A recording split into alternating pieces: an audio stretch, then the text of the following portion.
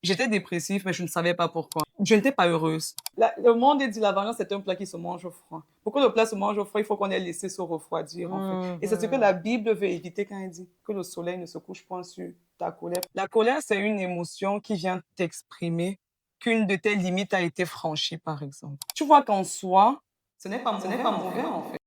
Salut à toi et bienvenue sur Vie en Christ. Aujourd'hui, nous avons comme invité Jody, avec qui je fais cette vidéo. Et Jody, tu peux te présenter, s'il te plaît?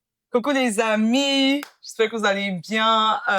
Coucou madame Annie, de m'inviter sur ta chaîne. C'est vraiment pour moi un privilège et un honneur que d'être ici, à pouvoir participer à cette vidéo et à pouvoir aussi apporter ma petite contribution dans ce que tu fais pour le royaume, dans ce que dans l'impact que tu apportes dans la vie de plusieurs personnes. Vraiment, c'est pour moi un honneur que d'être là. Et je suis tellement, tellement, tellement reconnaissante pour ça. Alors, moi, c'est Jody. Je suis une jeune chrétienne. C'est souvent difficile de se présenter soi-même, tu vois, parce que... Moi, je te présente. D'accord, Je c'est mieux. présente Jody de la facette que je connais Jody. Jody est une jeune chrétienne. Tu travailles, tu titulaire d'un master en Sozialarbeit. on dit ça comment en français? C'est difficile. Relation, travail social. Sociologie, mais c'est plus que de la sociologie, en fait. Sciences sociales. Justement, Ouais, en sciences exactement. sociales. Ouais, et tu travailles à Berlin. Spécialisée, je travaille plus avec les personnes en situation irrégulière en Allemagne, les immigrés.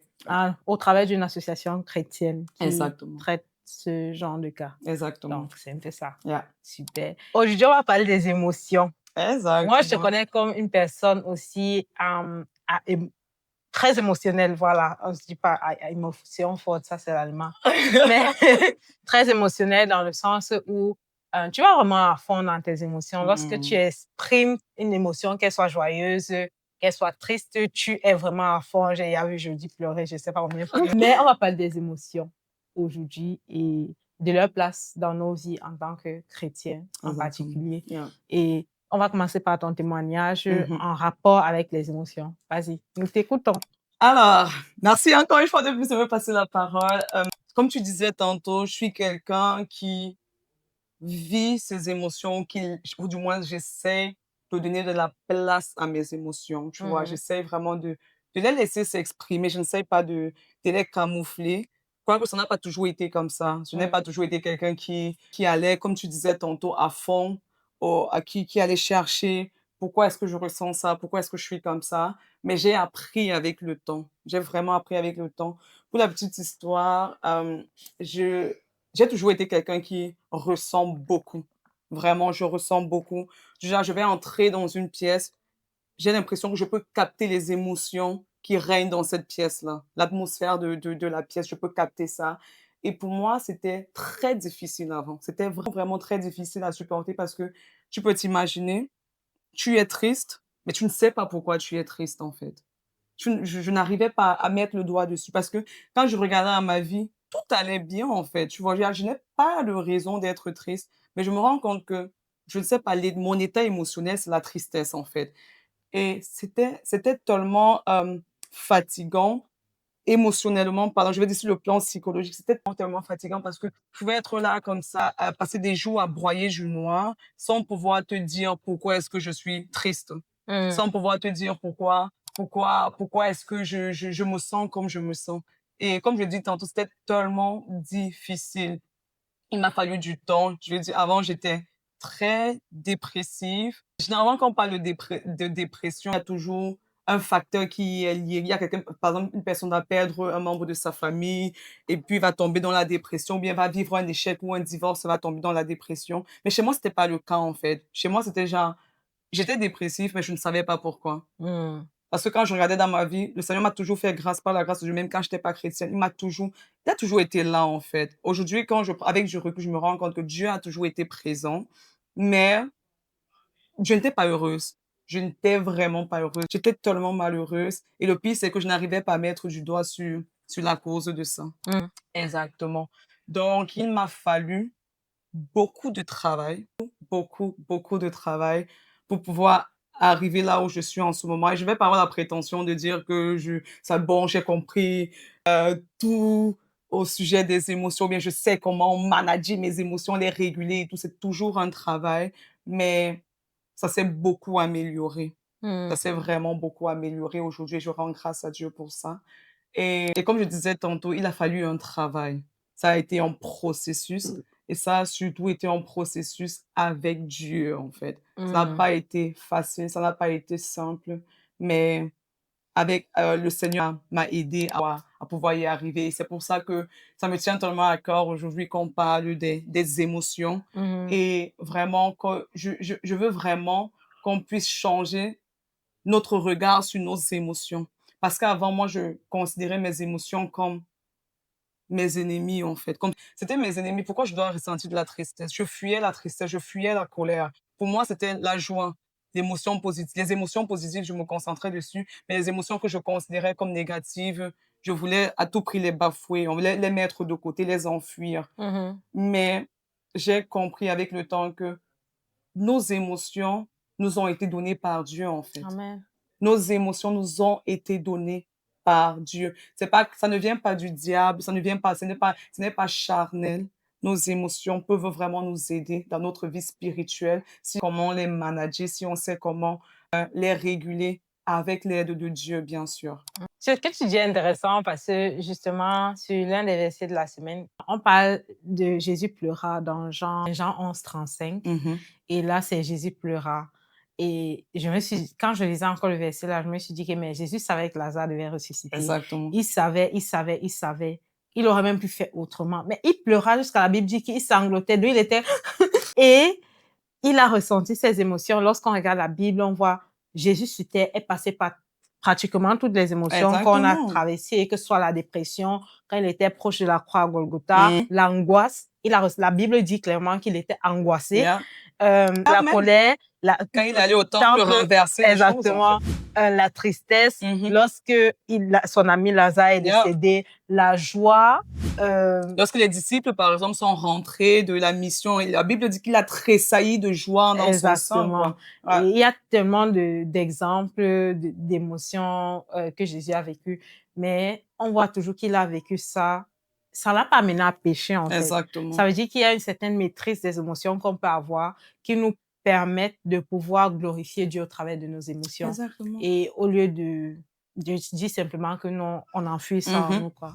Et j'aime l'exemple que tu as pris, franchement, au sujet de Jésus devant la tombe de Lazare. La Bible dit, Jésus a pleuré. Jésus est allé à bout de ses émotions, en fait. Il n'a pas laissé ça enfuir. Il aurait pu dire, non, je suis quand même Jésus, je suis fort, je ne pleure pas. De Les toute hommes ne façon, doivent pas pleurer. de Ou bien, toute de toute façon, façon, il il va va ressusciter, ressusciter. en fait, tu vois. Ou bien, non.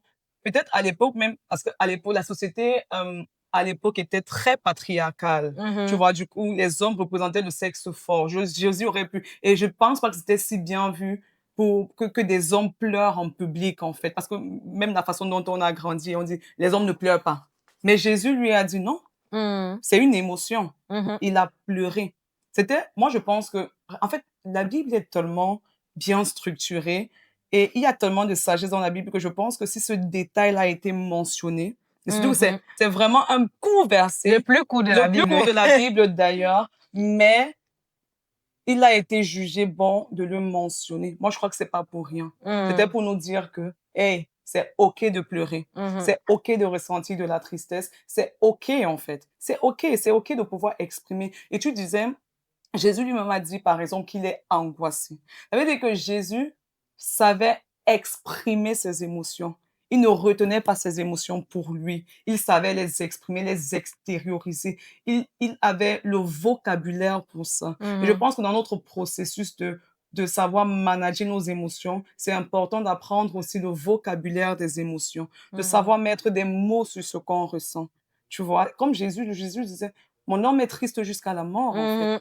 Tu vois? Ça veut dire que pour reconnaître que ton âme est triste jusqu'à la mort, il faudrait que tu aies pris le temps de te demander: «Qu'est-ce qui m'arrive en ce moment?» Tu vois? Et arriver à la conclusion de: «Ah ouais, je suis triste. Ah ouais, mon âme est triste jusqu'à la mort». Tu vois? Et c'est tellement important de pouvoir s'arrêter et de se demander: «Pourquoi est-ce que je ressens ce que je ressens en ce moment?» Par exemple, quelqu'un nous a fait un truc, on est en colère. Et au lieu de juste dire: «Non, je ne dois pas être en colère, je suis chrétien».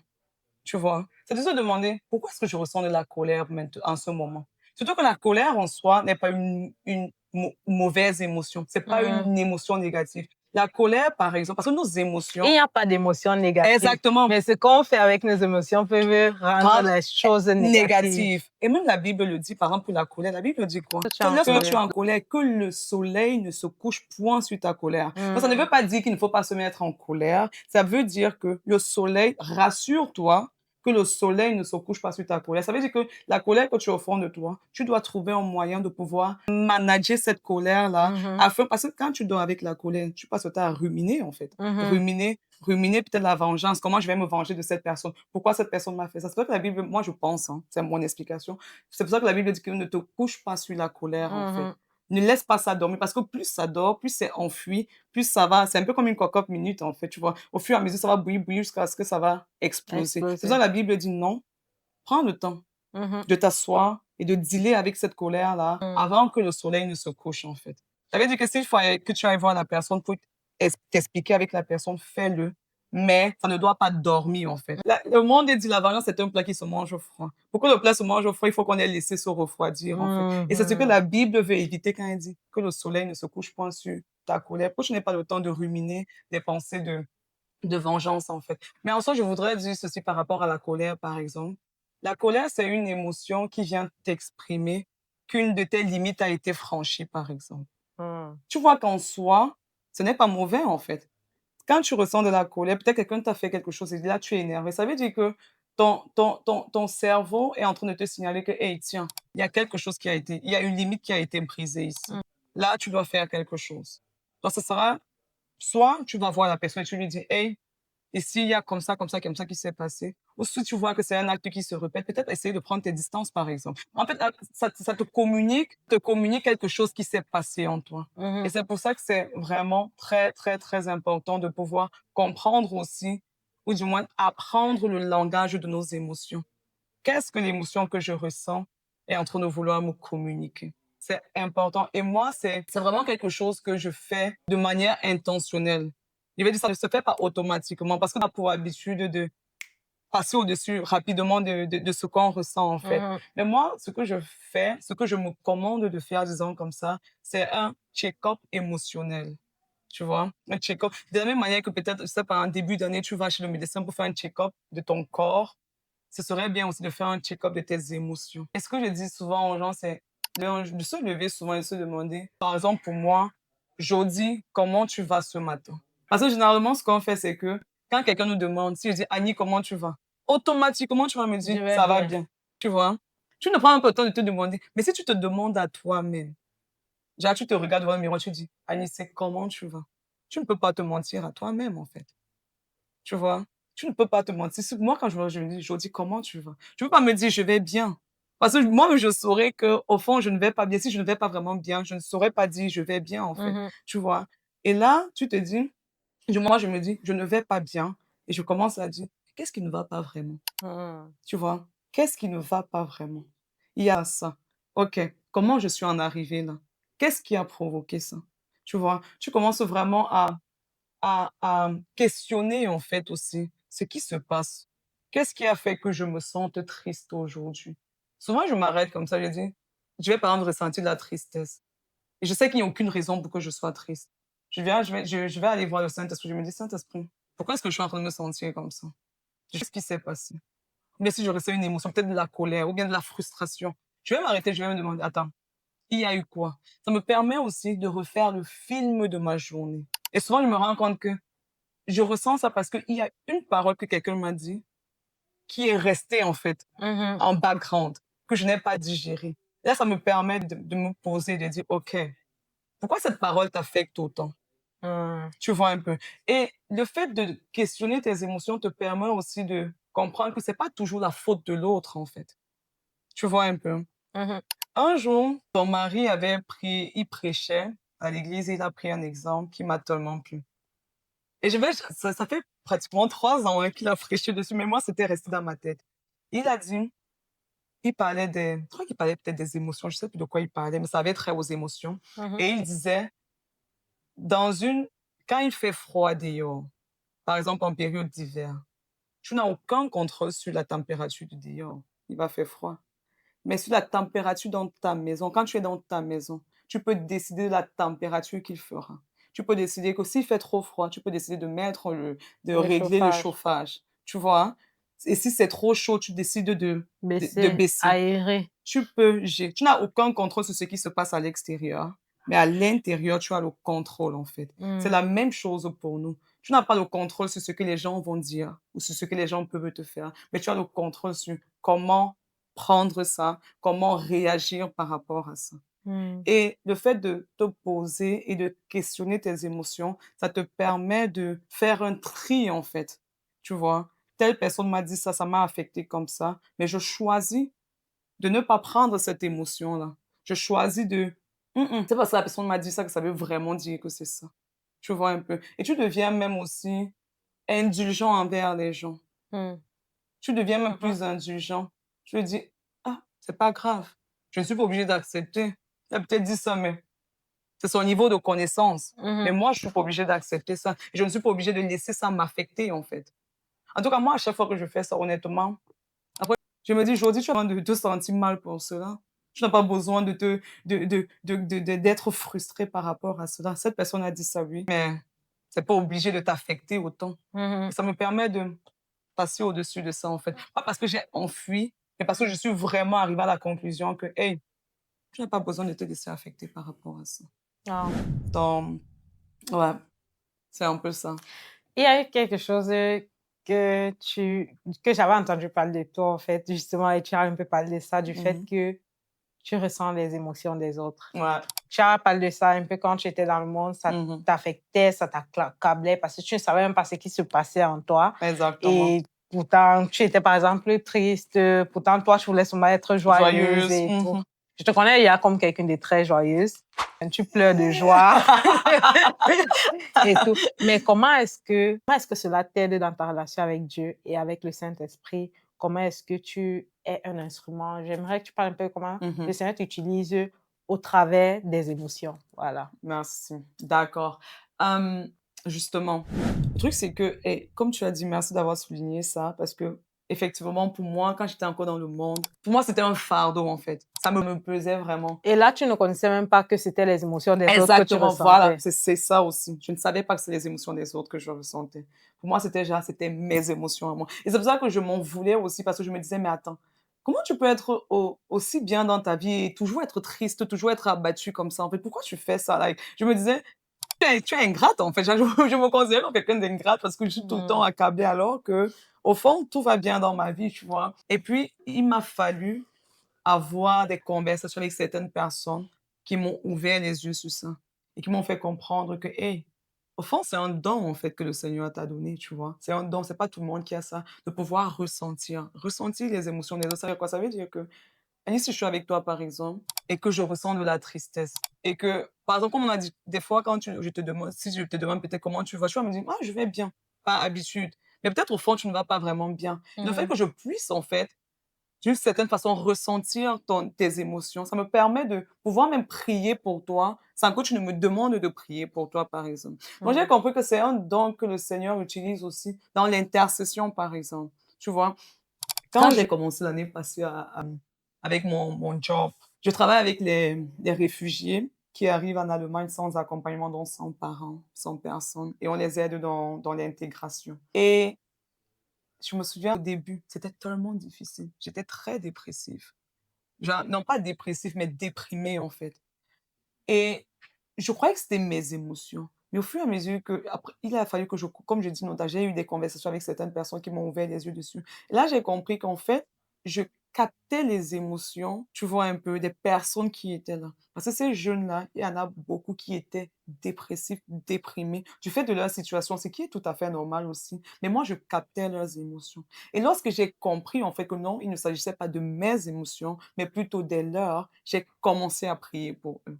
mmh. Tu vois? J'ai commencé, mais vraiment à activement prier pour eux, à prier contre la dépression, à prier contre la tristesse. Dans tout ce que je ressentais là, je prenais ça, je partais déposer aux pieds de Dieu. Je disais: «Seigneur, agis en fait. Agis Mmh. pour ces jeunes-ci. Regarde comment cette tristesse que je ressens au fond de moi, ça veut dire qu'il y a quelqu'un là dehors qui est en train de ressentir ça. Fais quelque chose». Et j'ai eu le privilège pendant toute cette année-ci de découvrir Dieu sous ces différentes facettes-là. Parce que Mmh. comme je te dis, en début d'année, quand j'ai commencé avec le travail, là, c'était tellement difficile. C'était très difficile, Annie.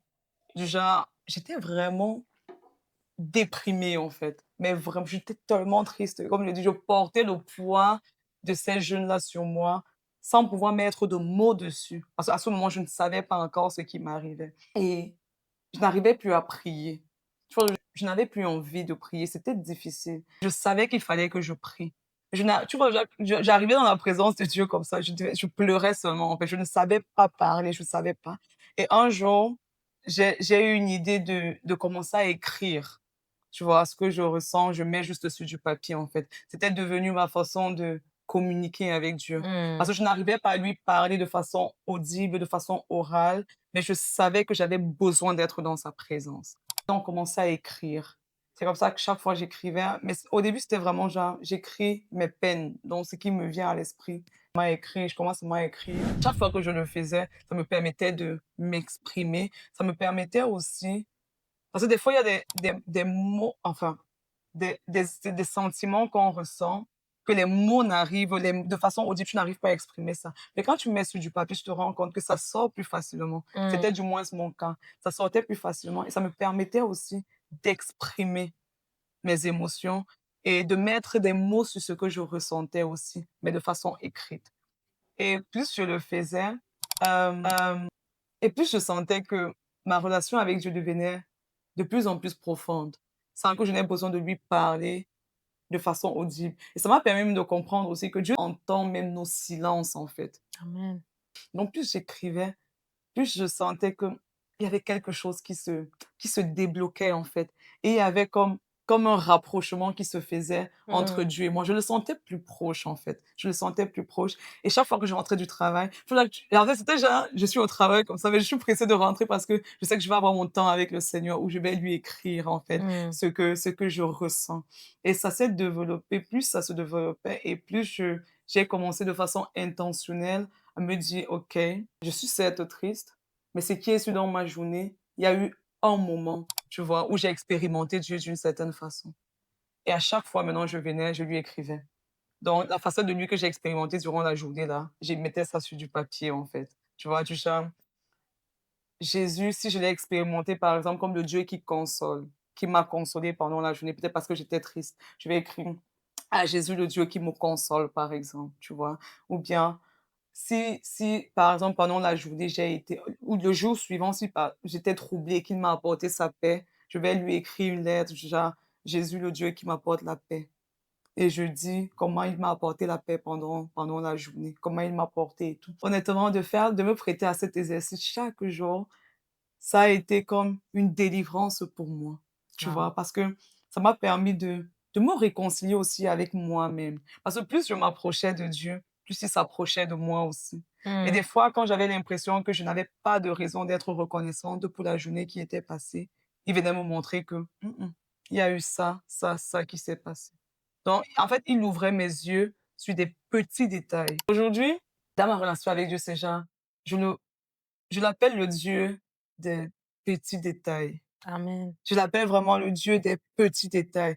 Moi, c'est quand Dieu vient dans le détail agir que je me dis: «Waouh!»